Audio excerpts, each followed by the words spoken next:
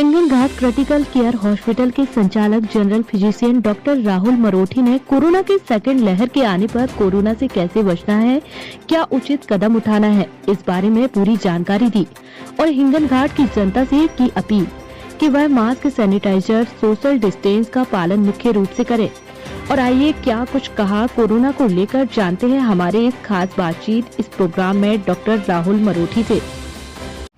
नमस्कार, मैं doctor Rahul Marothi physician हूँ। हिंगन घाट में प्रैक्टिस करता हूँ पिछले 15 वर्षों से। MBBS और MD किया है मैंने मेडिसिन में, जनरल मेडिसिन में, और जनरल मेडिसिन की प्रैक्टिस करता हूँ यहाँ पे।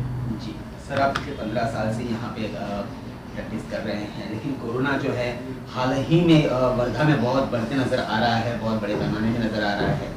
क्या कहेंगे सर, कोरोना को ध्यान में रखते हुए मुख्यतः अलग अलग तरह की दवाइयाँ मार्केट में आई हुई हैं, वैक्सीन भी आ चुकी है, क्या कहेंगे कोरोना को ध्यान में रखते हुए किस तरह की दवाइयाँ या उपचार संबंधित किस तरह का ध्यान जनता ने रखना चाहिए? देखिए, सबसे पहले तो मैं आज की परिस्थिति में ये फोकस करना चाहूँगा कि 1 तारीख से सरकार वैक्सीनेशन की मुहिम चला रही है। हम सब ने मिलकर इसका पूर्ण तरह सपोर्ट करना चाहिए और जितने भी लोग हैं जो 60 वर्ष के ऊपर है या 45 वर्ष के ऊपर के जो लोग हैं जिन्होंने BP शुगर की दवाइयाँ खा रखी है या खा रहे हैं और कुछ बीमारियां हैं जिनके डॉक्टरों की सलाह चल रही है, उन्होंने सबसे पहले वैक्सीन लेना चाहिए।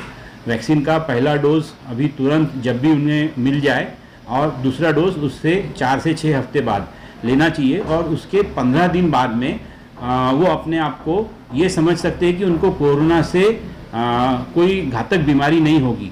कोरोना नहीं होगा ऐसा नहीं है, पर कोरोना से कोई बड़ी तकलीफ नहीं होगी, ये वहाँ से 15 दिन बाद होगा। तब तक के लिए जो हम पिछले 1 साल से करते आए हैं हमारे गवर्नमेंट इंस्ट्रक्शंस पे, सरकार के जो आदेशों पे, कि मास्क पहनना है और दूरी रखना है, भीड़ भाड़ की जगहों पे नहीं जाना है, सोशल डिस्टेंसिंग रखना है, बार बार हाथ धोना है, अपना हाथ नाक और मुंह पे नहीं लगाना है बार बार, और हो सके तो सोशलाइजेशन को अवॉइड करना है। डॉक्टरों के पास आने की जब ज़रूरत पड़ती है बिल्कुल डरना नहीं है कि सर्दी बुखार हो गया, अब कैसा करूं, मैं दवाखाने जाऊंगा तो मुझे पॉजिटिव बता दिया जाएगा, ऐसा कुछ नहीं है। हम भी इंसान हैं, कोई डॉक्टर किसी को गलत रिपोर्ट नहीं देना चाहता। 2-4% अपवाद या गलत लोग हर फील्ड में होते हैं, तो उसकी बात न करते हुए 99% डॉक्टर्स अच्छा काम कर रहे हैं, पिछले साल भर से अपनी जी जान की बाजी लगा के काम कर रहे हैं। मुझे खुद कोरोना होके गया है, मैं 3 महीना लगा ठीक होने को, और कई डॉक्टर्स इसमें से बीमार होके बाहर निकले हैं। और आप सब भी अच्छे हो और स्वस्थ रहेंगे, और यदि हुआ भी तो घबराने की बात नहीं है। अब हम 1 साल में बहुत कुछ इस बीमारी के बारे में समझ चुके हैं, इस बीमारी से कैसे लड़ना ये हम समझ चुके हैं। तो पहले हो गया बचाना, अगर हम बचाव नहीं कर पा रहे हैं, हम गलती से पकड़ में आ रहे हैं, तो बिल्कुल नहीं डरना है। जल्दी से जल्दी टेस्टिंग कराइए। समझ लीजिए हमारे ज़िंदगी के 14 दिन हमको एकांत में रहना है, भगवान का नाम लेना है और डॉक्टरों की दी हुई दवाइयों से जल्दी जल्दी ठीक होना है।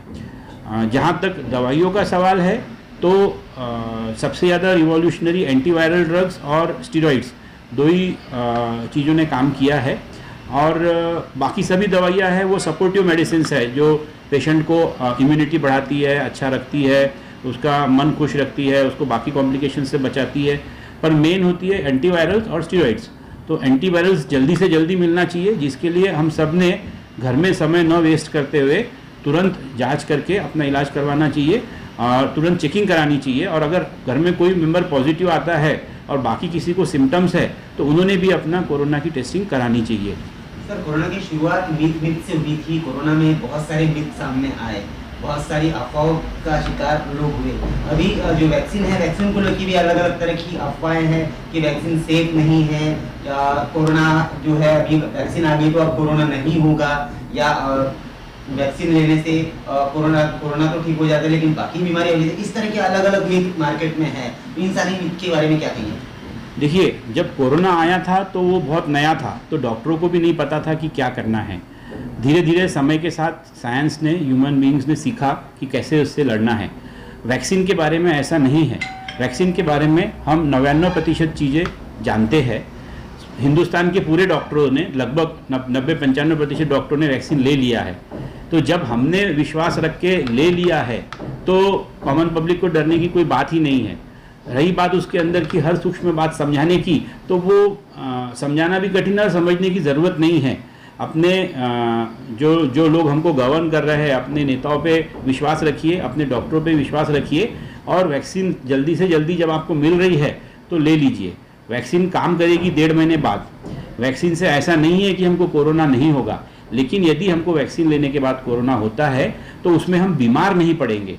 हमको इन्फेक्शन तो होगा लेकिन हमको डिसीज़ नहीं होगा, हम बीमार नहीं होंगे, हमको भर्ती नहीं होना पड़ेगा। वो हमारे लिए मामूली सर्दी खांसी रहेगी जैसी और कोई खांसी सर्दी रहती है, और हमारी उसमें डेथ नहीं होगी। ये बात 100% सही है। रही बात वैक्सीन से होने वाले रिएक्शंस की, तो अभी तक के कोई भी रिएक्शन नहीं देखी गई है वैक्सीन की वजह से। 1 करोड़ लोगों को लगा, उसमें से 4 लोग हार्ट अटैक से मरे, लेकिन जो 1 करोड़ दूसरे थे जिनको नहीं लगा, उसमें से भी 4 लोग हार्ट अटैक से मरे हैं।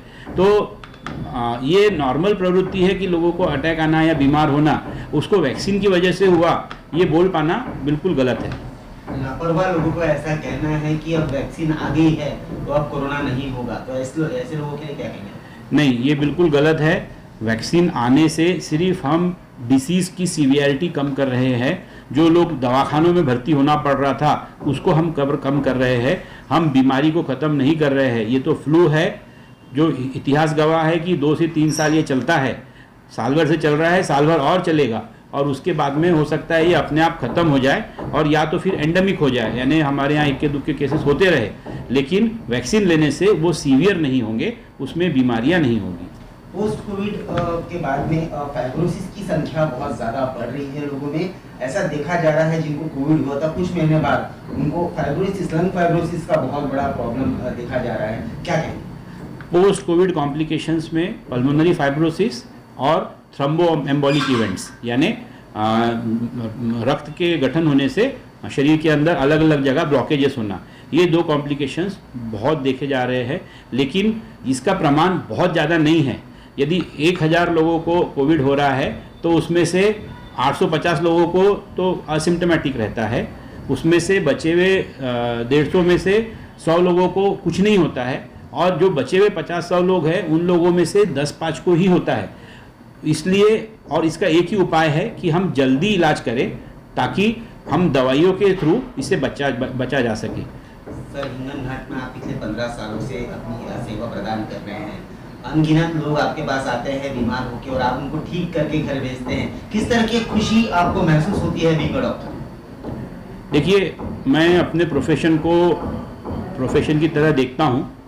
लोग ठीक हो रहे हैं, ये उनका नसीब है। मैं अपना काम ईमानदारी से करता हूँ। मैं सिर्फ इसलिए काम करता हूँ कि रात में जब मैं सोऊं, तकिए पे सिर रखूँ तो मुझे नींद आ जाए, और इससे बड़ी खुशी कुछ नहीं है मेरे लिए। और एक प्रकार से आज के ज़माने में इसे व्यवसाय समझा जाता है, तो लोग मुझे उसके लिए पैसे देते हैं और मेरी जीविका चलती है, उस बात से भी मैं खुश हूँ।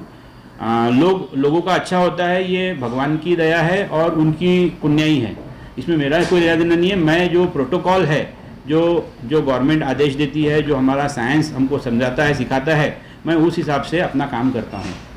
अंत में अपनी जो हिंगन घाट की जो जनता है उनको क्या संदेश आप देंगे कोरोना को लेकर? अगले 6 महीने तक या हो सकता है साल भर तक मास्क पहनिए, कोशिश करिए कि गर्दी वाली जगह पे ना जाए, अपनी लाइफस्टाइल वैसी रखिए। भले ही वैक्सीन आ जाए, हम सबको वैक्सीन लग जाए, फिर भी डिसीज़ जाने वाली है, इन्फेक्शन नहीं जाने वाला है। इसलिए हमको हाथ धोना और मास्क पहनना बहुत ज़रूरी है।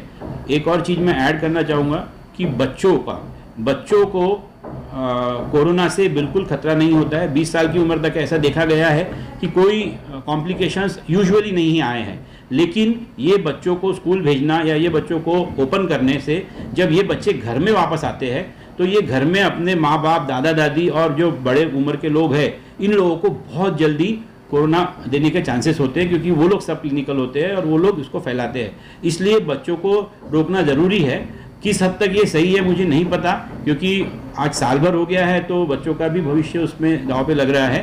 पर अपने बड़े बुजुर्गों को और सबको बचाने के लिए उनको इस बीमारी से दूर रखना बहुत ज़रूरी है।